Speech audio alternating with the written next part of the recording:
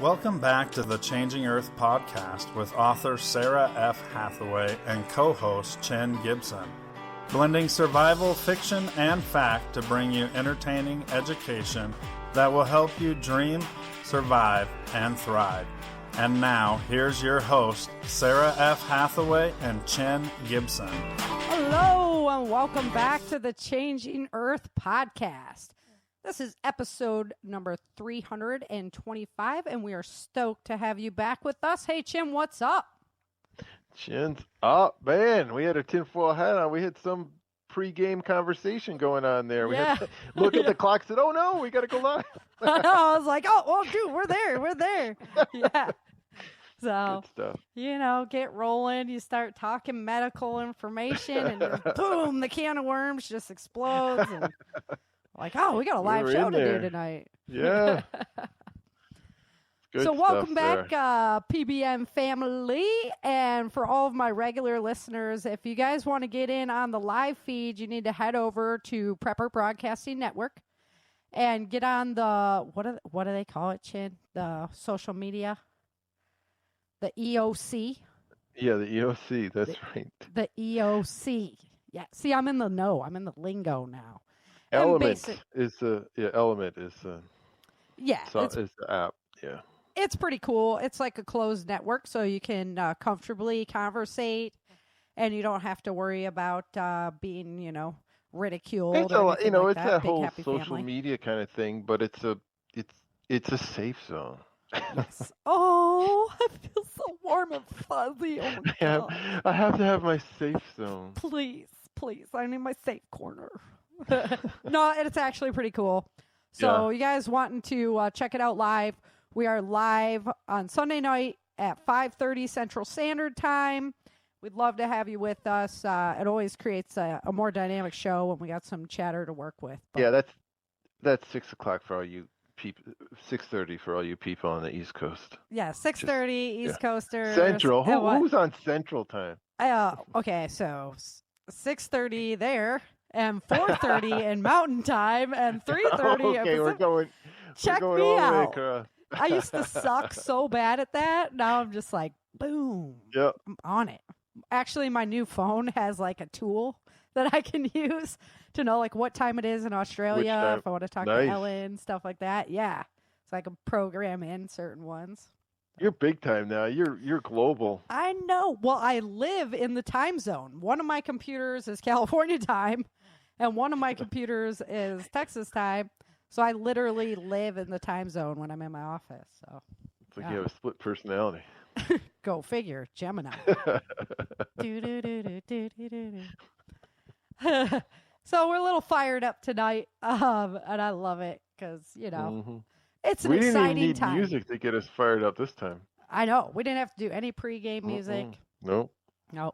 So it's an exciting time to be alive, in my opinion. I mean, history is being made every day. Mm-hmm. What side of are you going to be on? Well, that's your decision. Mm-hmm. So we got into the audio drama last week, and I got to tell you guys, I'm a lot further in the audio drama than anyone else because I produce them. How'd that happen? I don't know. So I'm a good ways ahead, and man, it just gets pretty much cooler and cooler as we go. So exciting stuff. Definitely stay tuned for, we're going to make it through this season, and then season 2 is just rock and roll. Your intrepid commander, Mr. James, is on there. So now I always want to say James's last name is Monroe now because I like, right? Well, it's like sometimes he's spitting in a suit, sometimes he's flying a plane or something, isn't he? He's like all over the place. I know. Well, we only have so many performers. We got a lot of characters, so everybody kind of dips around from now and again. You'll hear like me an old school acting troupe, right? Have the stagecoach rides into town, and we all jump out and change outfits. Like put on the dress, put on the suit. Yep. So, even I have to do some crazy stuff now and again. So, watch out for them brothel girls. Hint, hint. Coming up. Oh, yeah. That was rich. That's funny. So, last week we started the audio drama. Erica got trapped beneath the wine rack in the quake. Swenson had to flee town, TJ, and Burgess is stuck on a plane. Mm-hmm. So, oh, man. I don't know. I think, like, Erica and Burgess probably have it the worst out of the three at this point. I mean, well, I don't know. Mr. Lee's leg's all busted, like compound fracture. So that's kind of rough, you know. Not for TJ. He's just like, whatever. Pick him up. Let's go. My girlfriend just got crushed. Yeah, fair enough. Yeah, my unborn child. Okay, I'll buy that for $1. That was pretty horrible. I'm not gonna lie, but something had to make him into the evil son of a that he is. I'm telling you. Well, you know, you throw a well-meaning kid in the trash, and that's kind of what happens. Yep, that's true. That's true. Human trafficked from age 12. So. Mm-hmm. All right, so for those of you who are listening to the recording, I'm going to go ahead and play the audio drama again this week. I don't know how long I'll be able to keep playing the audio dramas during the weekly show because they get long. They get longer. So I don't want to put out a 2-hour show. That'd just be crazy. But you can always catch them over at Prepper Broadcasting Network. They're airing there. Yeah. And it has its own podcast now. So if you head on over to my website, changingearthseries.com, look for the audio drama season 1. You can pick it up there too. I made it its own podcast. So if you want to go subscribe to that podcast, you'll get the new episodes as soon as they come out. Alternatively, if you want to go to changingearthseries.com, become a paid member, you get 1 week early access to the show, and they're all commercial free. So you can come on over there and check that out. And honestly, the only reason why I did commercials is because most of the performers that are in there are all part of your preparedness community. And I love to share the love, give them an opportunity. Yeah, give them their opportunity to get their name out there, their shows out there, and let you know what's going on. So, yep. So we can deal with a little commercial time to share the love. Yeah, it's good to hear Ben in there. This week, or you will hear Ben shortly. Yep, he's coming up. He plays a lot of my military guys and whatnot. Yep. So, yeah, Ben Brenham. You typecasting him. Yeah, well, he doesn't just play like that. I'm just saying. He has quite a rich military background. So, law enforcement, military. He's a big old teddy bear, man. Oh, I know. He's like, well, you guys are both. You're like double me. You're like Sarah times 2. So. Alrighty, so this week, with the holidays coming up, we're going to have people traveling all over the place. So we thought it was a good time to not only review the audio drama, but talk about, some emergency medical things that happen when you're on the way. And then, kind of the ramifications of what would happen if you're in a survival situation. Those things get a lot more serious a lot quicker. Mm-hmm. So it's a plan C and D while you're bugging out that you want to kind of start planning for. Exactly. Yeah. Like, oh, that will never happen. Think about it anyway. I mean, Mr. Murphy shows his ugly head. Yeah, and if our current situation hasn't proven that, like, things that you might not ever think would happen could happen. Did you see me roll my eyes? Our current situation. I heard it way over here. So you never know what's coming down the pipeline. Alrighty, so Erica, she finally gets out from underneath the rack, the wine rack, the huge rack that's on top of her, this huge oak item. And she's been laying in all this broken glass and wine, though.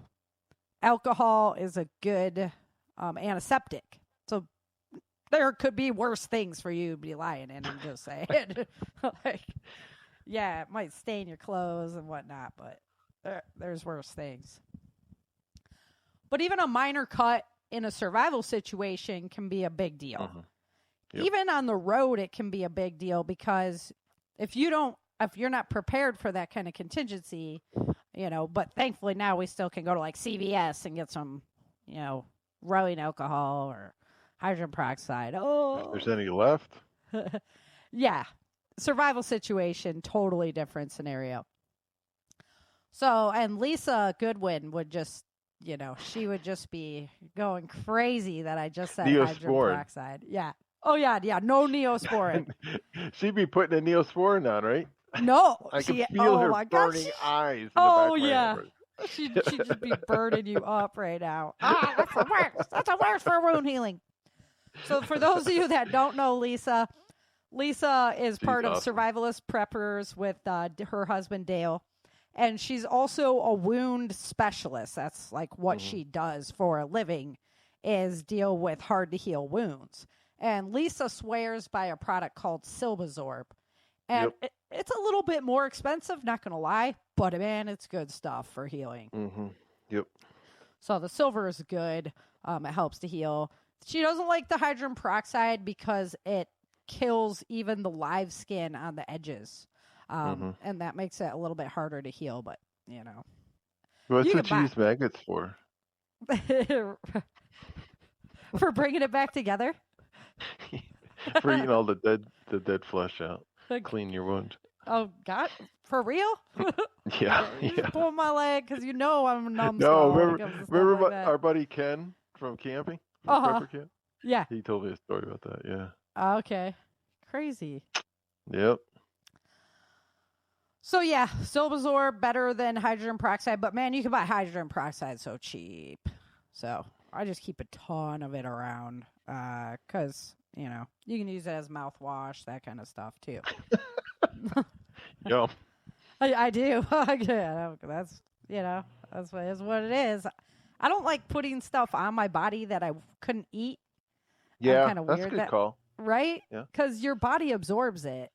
So, I wasn't really crazy about the options as far as like mouthwashes and things go. And, well, that's why I like chocolate for first aid. Oh, yeah? Yeah, you just smear that, melt it down and just smear it around on there. You can add a little marshmallow. If I can't eat it, I'm not going to use it for first aid. It's the Sarah roll. Yeah, nah. I'm thinking that you probably don't want to use chocolate either. Okay. So the old saying, like, just rub some dirt on it. I'm so tough. I don't have to worry about Okay, Dale. it. Yeah, Dale. Don't go with that. Not a good idea. No. Dale's also in the audio drama. Yep, he was. I heard him. Yeah, he is Laudner, Chuck Laudner. Yep. So, yeah, TJ's little it's mentor. so fun to listen to these because you're picking out all the people as you hear them. Right? Yeah. Yeah, I love it. I know, it's fun. It's fun to put all the voices together, too. Get them all in. So when you guys are packing up an EDC kit, your everyday carry kit, please make sure that you include, basic first aid items, Band-Aids, alcohol rubs, iodine rubs, things like that you can use to just get that cleaned out and get it packaged up till you can get to a bigger kit. Mm-hmm. Your car can definitely contain a kit. We were talking about this pre-show. Definitely should have. Yeah, you can have a little more in your car, too. Exactly. Because you're not carrying it. Like, the chapstick always melts, so make sure you put that in its own, like, baggie or, like, you have a tub or something. Well, during the summer, during the winter, it's okay, but summer, you just... It's a mess. It's no longer in the tube. No. So, I'd like the Carmex tubs. The Carmex tubs are better for, like, keeping it in a car kind of thing. Mm-hmm. And Carmex is great. You can use that on your cuticles, too, to get rid of hangnails, all that kind of stuff. Yeah. I just take a little Carmex and rub it across my cuticles, and it'll moisten all that skin up so you don't have hangnails and whatnot anymore. Yeah, it's good. Good tip. See? Learn something. Yeah, learn something new. There you go. Also, know your natural remedies. So plantain is pretty much everywhere, and plantain's a fantastic healer. If you don't know what plantain is, find out. Yeah, I'm not lying. Like, you need to get on the computer right now, and I'm not talking about bananas. Okay? We're not talking about, like, bananas from South America. Plantain comes in thin leaf and broadleaf, and it's a great healer. It's like nature's Band-Aid. So figure that out. Also, I'll go ahead and star this for myself so that I link it. But oak bark astringent. It's really good antiseptic, antifungal.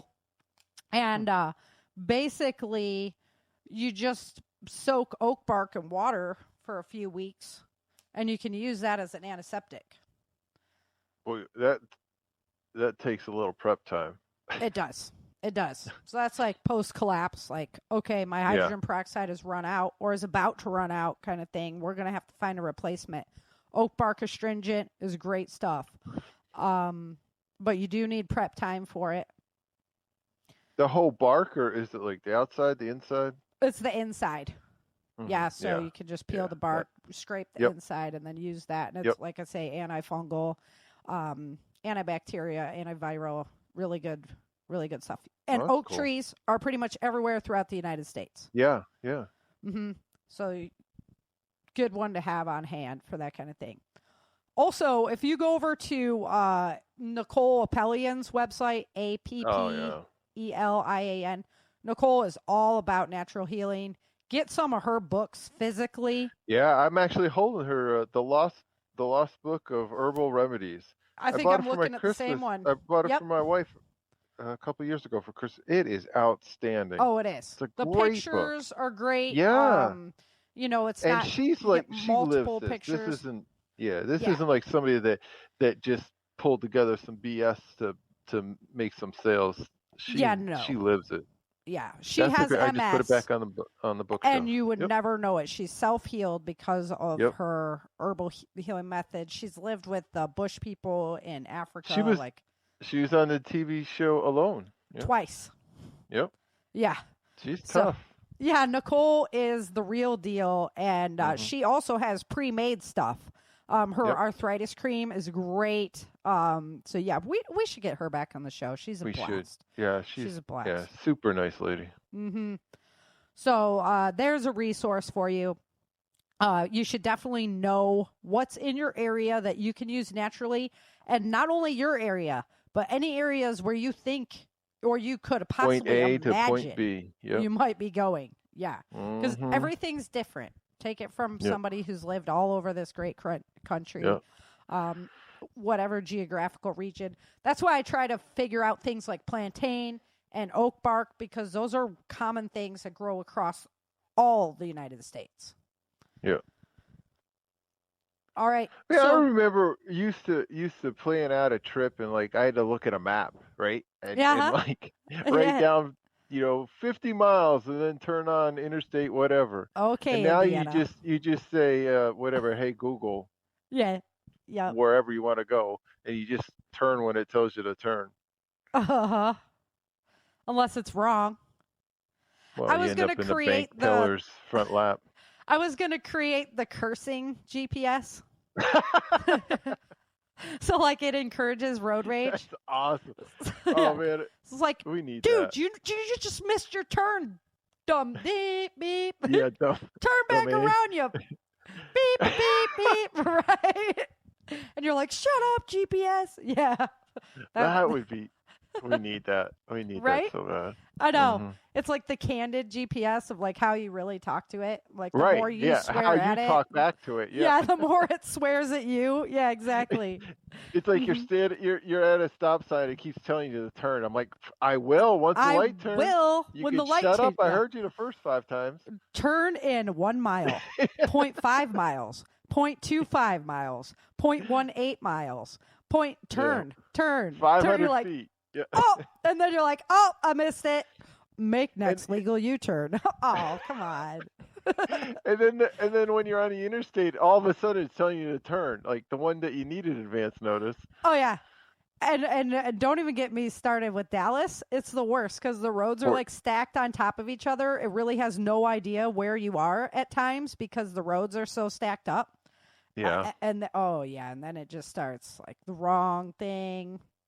Man, did we squirrel down a rant or what? Yeah, we did. We're out of here. You can tell a sore topic with all of us. So with a cut always watch it for growing redness. Now, this comes straight from Dr. Bones, the man himself. When we were talking about infections and things like that, controlling infections, how to handle it. He's like, always look for growing redness. And you can even mark the redness with a pen. And that way you know if it grows or if it's dissipating. Now, any kind of growing redness is bad. So you want to make sure that you are on top of that if you see any kind of growing redness. All right, so Swenson, we got Mr. Lee. His leg is like compound fracture. Oh, man, I hate compound fractures. Right? And they're dragging this guy around like... They don't even have him on a cart or anything. They're experiencing aftershocks, right? It's not like I know. They have the luxury of just chilling. Fair enough. Yeah. But like you're just like over Serge's shoulder or like being cradled out by one of them. Like, I don't know. At least they went back for him. True. I mean, no doubt. Buildings are falling down around him. They're like, Mr. Lee, like, we have to get back. Digging through the rubble to find him. Yeah, I mean, come on. And Dale was down there too, Laudner. Yep. So So we had to get Dale out of there. That's right. Couldn't leave our buddy behind. No. So my friend George, James Hart's son, George Hart, he's the one who plays Mr. Lee. Yeah, he does a pretty darn good job. He does. Oh, that's spooky, dude. That's spooky. So, let me see. So their team, for being MMA fighters, because a lot of fighters have a pretty good medical knowledge because we get hurt a lot. You know? So for being MMA fighters, they surprisingly have very little to no medical training. They don't know what to do at all. They must be good fighters because they're not getting they don't get abused. injured. Yeah. Right. That's true. I didn't think of it that way. Yeah, they're so badass. They never get hurt. They don't get hurt. So know how to do a basic splint. It would go leaps and bounds in this case. I mean, could you imagine if you weren't splinted and it's just kind of dangling there and bouncing and ow. Right? Yeah, right. And the increased injuries, from the compound. Yeah, if it was like you're jagged just making bone, it even that's worse just if you're not. Yeah. On muscle and stuff. Okay. Next topic. Oh, I get the willies. It's just grinding away and just. Now you know how I can write good fiction. It'd be a shame if my internet connection went out right now. Oh, sorry, Sarah. So know how to do a basic splint. Get creative, man. You can use so much stuff for splints. Oh, yeah. We were talking about this. So you were just saying, like a towel or a blanket, right? Wrap it up tight. You just wrap that thing up tight, duct tape it. Magazines, newspapers, you wrap it up tight. Mm-hmm. So one of my survival instructors showed me, the top of our camping tables. They have those metal slats. Yeah. And they roll up. You can just roll that thing up and make it right into a splint. It's great. Yep. So really easy to do. No excuse for not doing it, honestly. The key with a fracture is you want to immobilize the joint below and above it. So that should be, top priority is to get those two joints immobilized below and above it. Because, if the foot could still bounce and move, now you're still pulling on that bone. It's just still, even if you have it splinted. Can I do some more sound effects for you? No, I got chills. I'm literally getting goosebumps. Stop it. Yuck. Okay. So, splint. So, lucky for these guys, they run into Dr. Bones. Dr. Bones. This is the real Dr. Bones doing the sound effects for his character, which was this is awesome. Yeah, it's awesome. I know. I love it. I'm tickled silly, very honored. I thank Lord every day for this network that I have. It's great. But for you, when you're traveling along, well, maybe you want to take this one, Chin. Take this one with the Gold Star Network. Yeah. So, and I've actually done this. So, anybody that knows another author, Franklin Horton, and he had a book series called Locker 9, which is the main characters is the daughter of one of his other main characters in a different title. And so she's off to college, and he plans in case anything ever happens. He like sets up stuff and a list of Gold Star friends along the way if she ever had to get from point A to point B, people she could trust and count on, and like stop in along the way if she needed anything. And I think that's a great idea, and actually use it. My wife went on a business trip out to California, so across country, and I hooked up with all my podcasting friends, literally, and exchanged numbers with them, and typed their numbers into her phone, and here's the person at this city, this city, this city. If you need anything along the way, these are the people. And then I touched base with them and said, hey, do you mind? And it was, I mean, it's a great idea. And friends, family, and then might be coworkers or the neighbor's mother-in-law or whatever. I mean, just think about people that because if you get stuck in a city, it's good to know people with local knowledge, right? Yes, absolutely. Like where the best clinics are, that kind of thing. Yep. Where to stay safe, what's a good area of town to sleep in, a bad area of town to sleep in, Yeah, and like I say, I feel so blessed to have the network that I do. It gives me a lot of confidence when I am traveling the country, because basically wherever I go, I know somebody in that region. Yeah. I mean, you were saying Dale and Lisa. I mean, I literally programmed their numbers into my wife's phone, so in case because she was flying right over there. So yeah.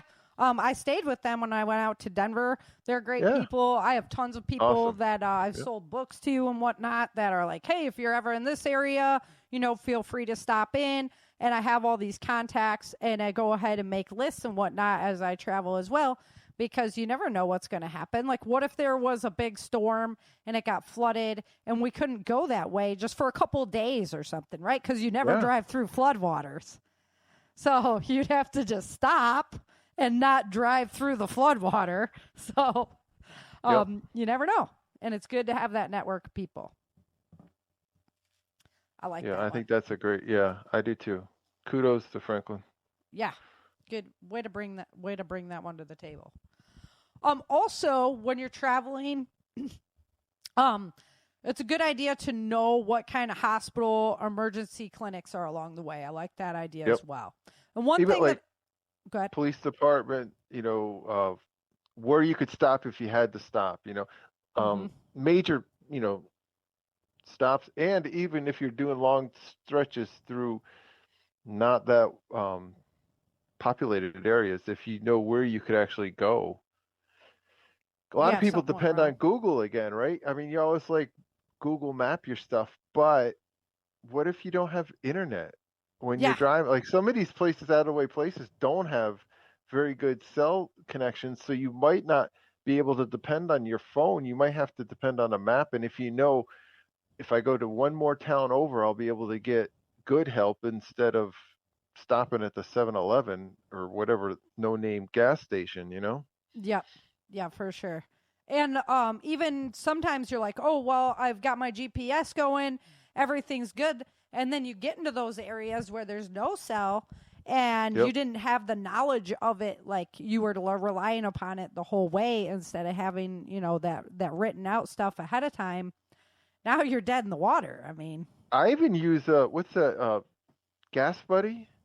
So like before I go on a trip, I look along the way. Basically, I know how long I can drive before I have to get gas in my vehicle, and I'll start hitting a couple gas stations, and then at least I'm even stopping at a one that I can get better price at, So I write the exit number and the dollar amount for the gas.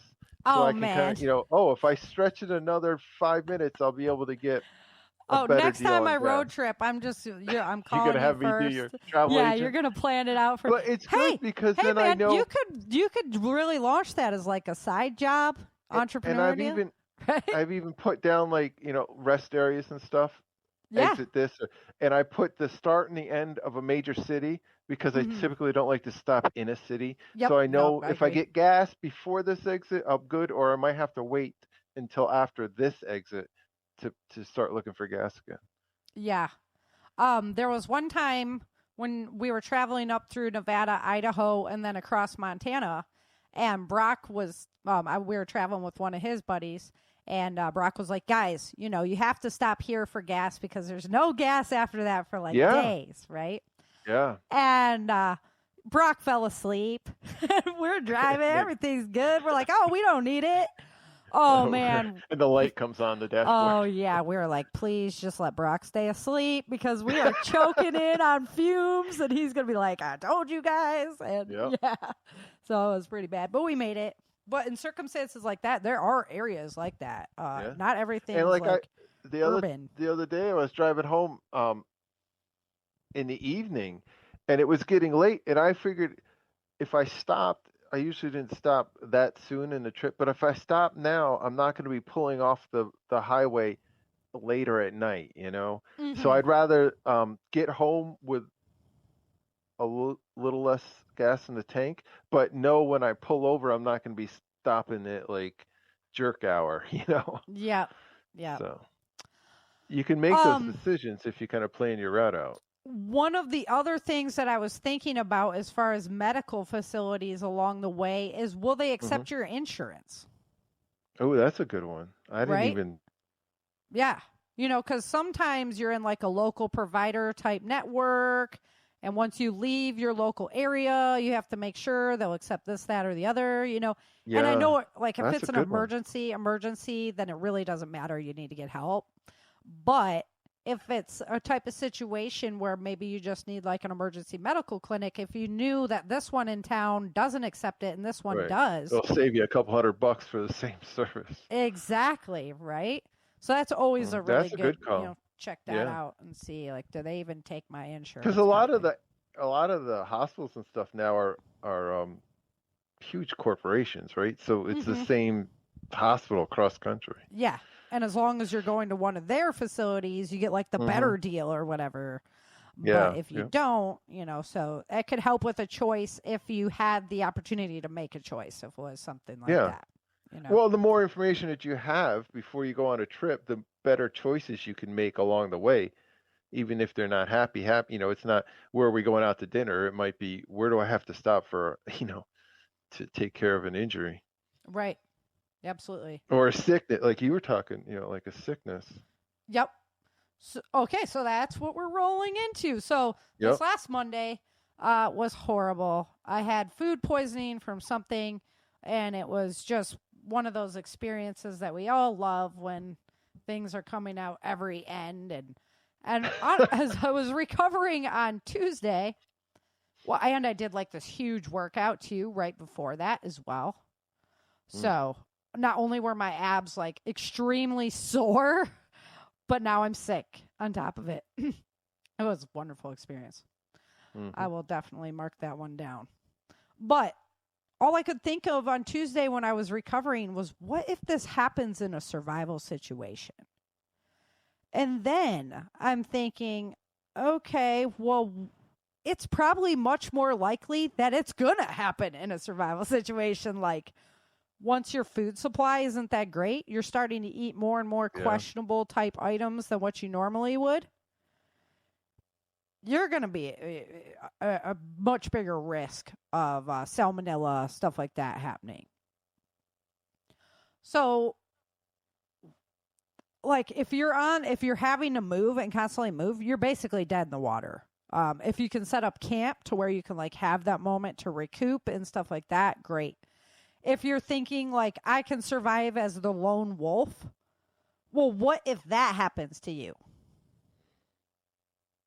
I don't know. You're done, right? So another thing that I was thinking is you need the team. And you need to cross-train your team. Like, if you're the only one who has medical knowledge and you're the one that goes down, well, then you're in big trouble. Or if you're the only one who has, like, you know, severe amount of tactical defense training or whatever, you know. Well, you're in big trouble, so it's your friends traveling with you. Yeah, right? Because it doesn't always happen. And, you know, how many things happen in threes? Yeah, that's not the joke, but it's the saying around our friends. It's me like, too. yeah, it seems like it's always in threes. Mm-hmm. What's the next shoe to drop? So that to me was like, okay, so you'd have to make sure that people were cross-trained to do your job in case you went down. In your medical kit, you should definitely have anti-diarrhea stuff. Yes. My That's joke. in my EDC, just in case. Yeah, my joke is not quick clot. Because it came up one time, we're like, no. Because dehydration can kill you straight up. Yeah. It's big trouble even in today's society, right? And we pack like Pedialyte. Now you can buy like the powdered stuff, right? That you add to a bottle of water that increases the the electrolyte hydration count. rate. Yep. You can get powdered Gatorade. There's this thing called squinchers that are like. I actually at camp, Pork Chop was having an issue, and I ran back to my campsite and got him some of that powder. Helped him like that. Yeah. Yep. Yeah, because you need that hydration. That was like my first thought.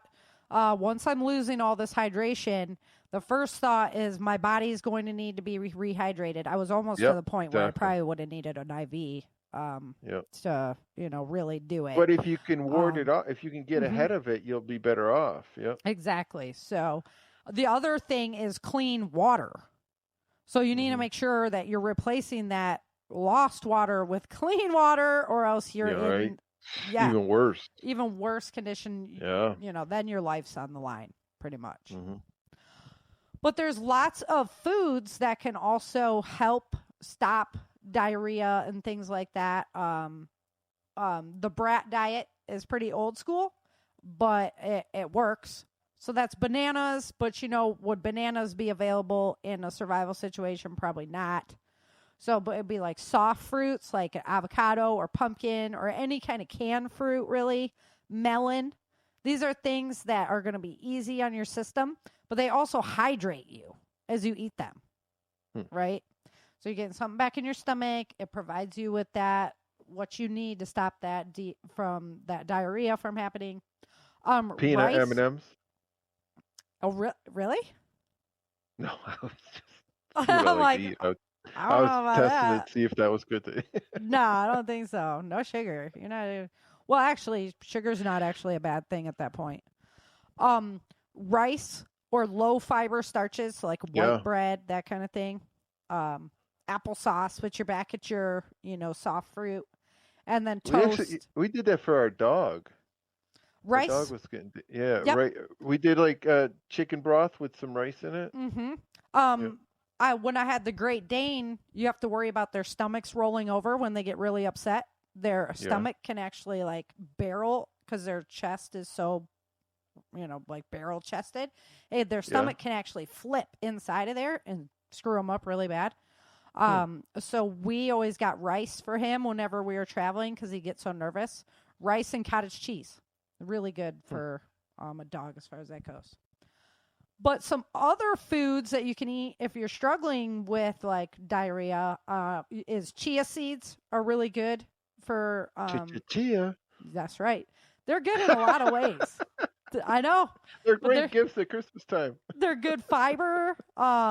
They burn viscous fat, so they help you lose weight. They're really good stuff. Make sure you soak them. Are you questioning your choice of co-host right now? No, never.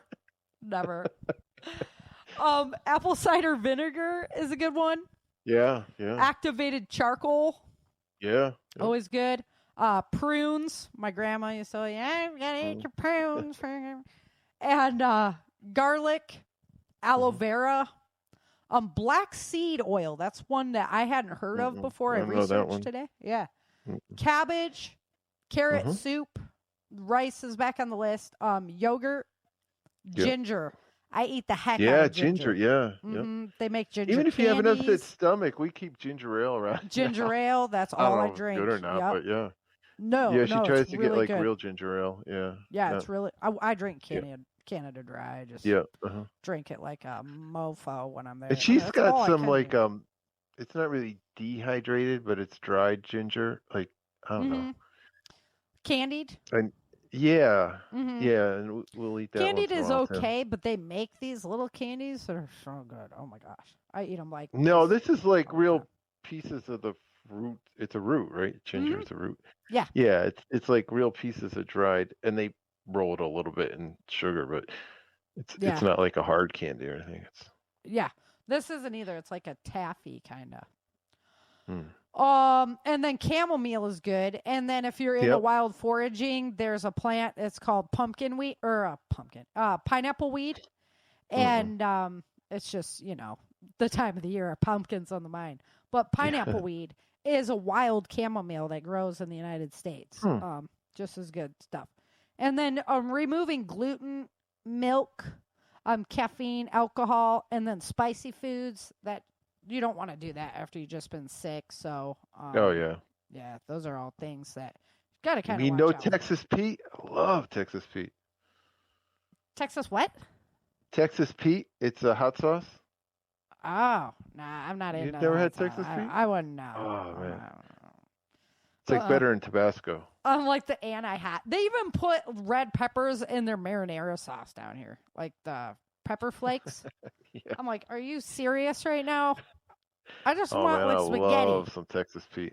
I want spicy, everything spicy. Ugh. Yeah. Ugh. So yeah, just make sure you guys are prepared for these types of things. You never know when they're going to pop up, and it really sucks. And Yep. it's a good idea to have some kind of a container if you're on the road and somebody is, losing it. You want to make sure that it's not just going everywhere. That'll make your car ride horrible. Yeah. Long-term trips when somebody's sick is kind of a big drag. My wife went to the hospital for something, and coming home they gave her what was she in for? And they gave her this cool little it was like a red Solo cup kind of top, Mm-hmm.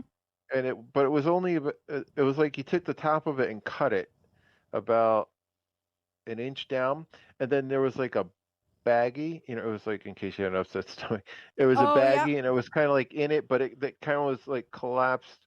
The baggie was all kind of like bunched up inside of that area, so it was easy to travel, but it kept the baggie open in case so they gave us one of those for her to ride in a car to get back home. Yeah. And so we got that, and I thought that was a great item. I wish they So would have that's in given the me one of car, those yeah. after my gallbladder surgery. Yeah. Yeah, that was not You good. could probably make one. I'll try to take a picture of it and send it to you. I literally But projectile good. vomited across the CVS parking lot. I was like, Yeah, here you go. she did. Yeah, Walmart. It was a Walmart in our case, but yeah. Oh, yeah, it was bad. I was like, oh, man. She's going to kill me for saying that story, but I'm sorry, honey. We love you. Yeah, but when you're doing a road trip, you can pack some extra. If you have the little medical bag with you, it'll make your trip a lot easier, and if you you're won't already have to prepared. you won't have to leave your significant other to run to the CVS to get what you could have had already. Mm-hmm. And Yep. So yeah, totally. Okay, let's go ahead and get into some Changing Earth news. Let's do it.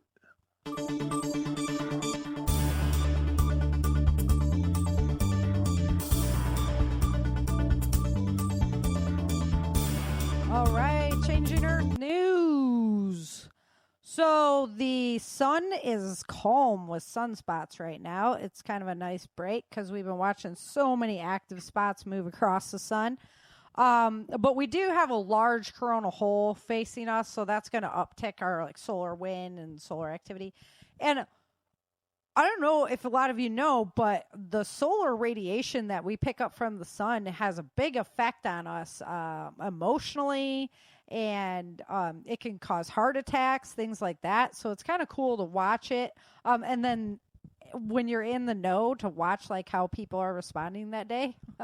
I always like our clients in insurance land. I'm like, oh yeah, it's a radiation day, the anxiety uptick, things like that. So it's kind of cool to watch all these things that I'm into, how the earth works and how it affects us and how we're just all woven together. All right, so I'm going to switch things up a little bit today. And instead of like just giving you the lowdown, I'm going to go more day by day because I think it'll give us more value to the experience here.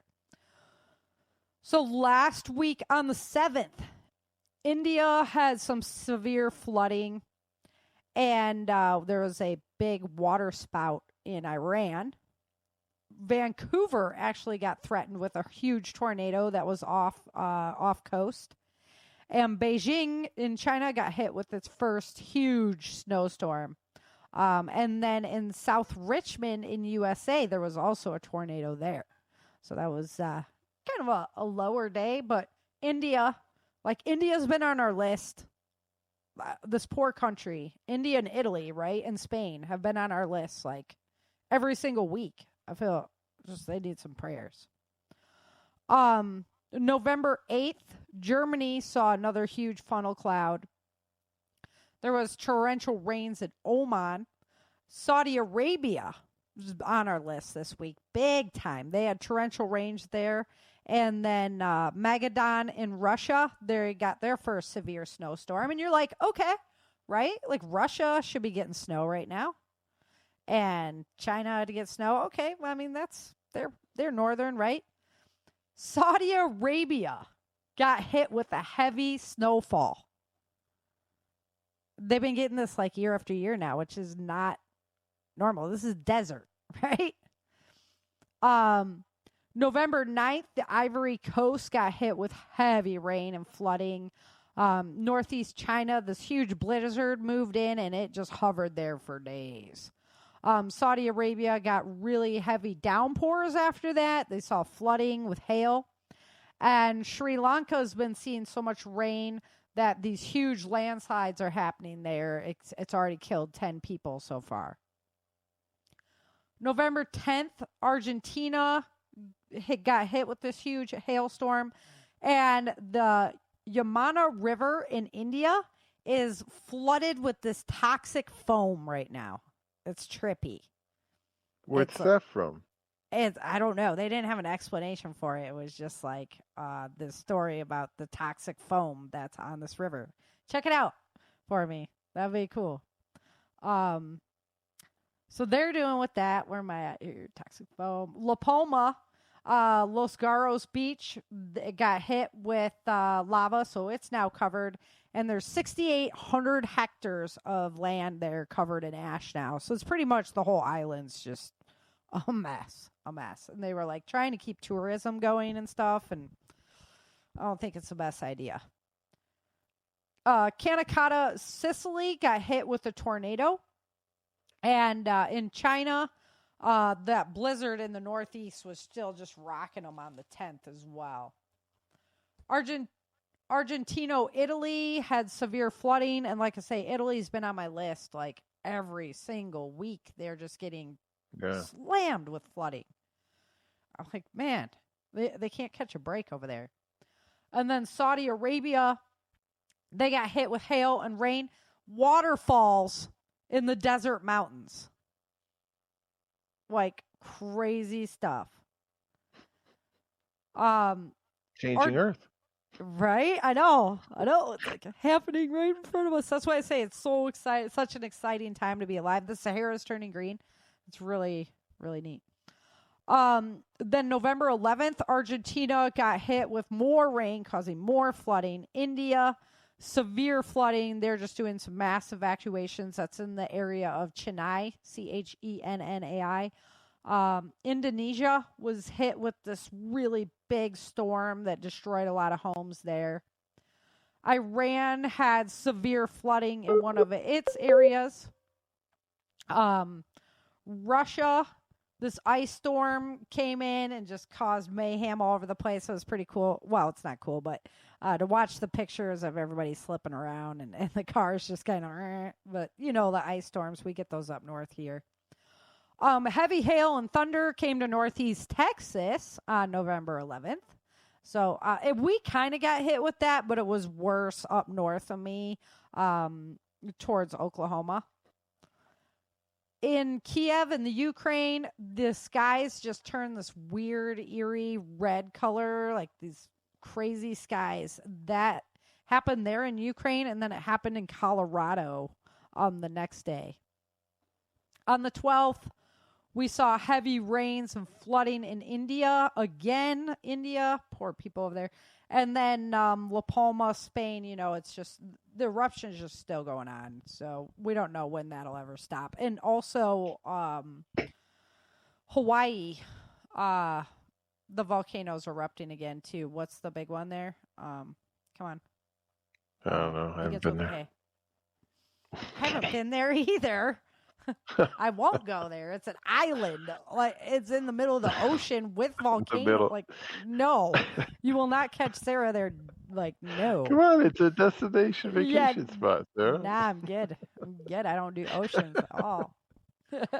Hey, so that toxic river thing in India was from untreated sewage and untreated effluents from dyeing industry, like fabric dyes. Oh yeah, in the river, and so they're having a major problem because this is all during the time of they were having some religious ritual at this time, and part of that ritual is to go into the water and bathe your body. Ew. So people, and they're like showing people playing it and stuff. It looks like big foam, puffy cotton ball foam things floating down the river, but it's untreated sewer and untreated chemicals from like fabric.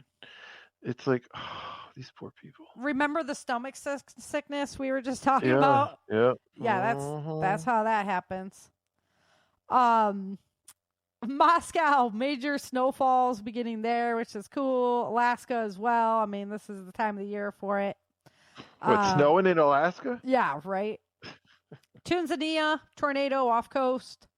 Kamchatka, the volcano in Russia, it's erupting now.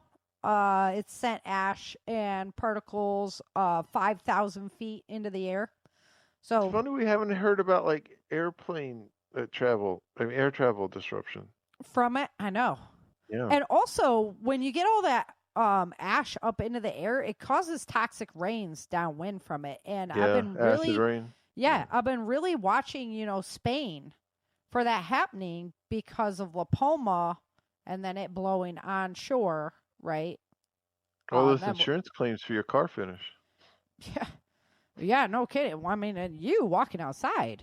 So it's just spooky. Kamchatka is a really active volcano. It erupts often, but this was a pretty big eruption, pretty severe.